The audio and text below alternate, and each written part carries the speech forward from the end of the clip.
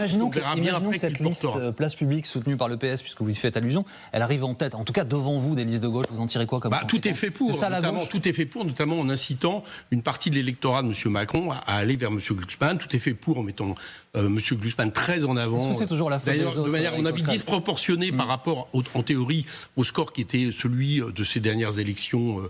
Quand je vois, par exemple, que certains médias organisent des débats entre M. Glucksmann et M. Bardella, alors que le résultat de M. Glucksmann aux dernières élections européennes ou du Parti socialiste au présidentiel ne justifie pas d'être autant mis en avant. Je pense que c'est un peu le candidat de gauche du système, on va dire, c'est-à-dire celui qui est préféré, qui nous remettrait sur les années Hollande.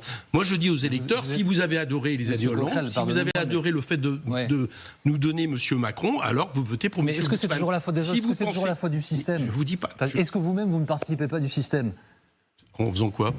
Je sais pas, en étant élu de la nation depuis de nombreuses années, en venant ici à la télévision et dans d'autres médias. J'ai été élu de la nation, député pour la première fois en 2017. Ce que je veux dire, c'est est-ce que chacun n'est pas comptable de ce qu'il produit et des résultats qu'il engendre? Quand je reçois des membres de la majorité, je leur demande pourquoi est-ce que le Rassemblement national est à ce niveau. Je vous demande à vous pourquoi est-ce que d'autres à gauche sont comme vous. Nous sommes comptables. Donc moi, je vous dis de quoi je suis comptable. Je suis comptable du fait que pour la première fois depuis très longtemps en France, et c'est une des conditions pour que la gauche à nouveau regagne, nous avons eu un candidat à la présidentielle qui a fait 22% sur un programme de rupture avec le système. Voilà, ça c'est quelque chose qui est satisfaisant parce que pendant trop nombreuses années, le social-libéralisme a entraîné la gauche dans sa défaite.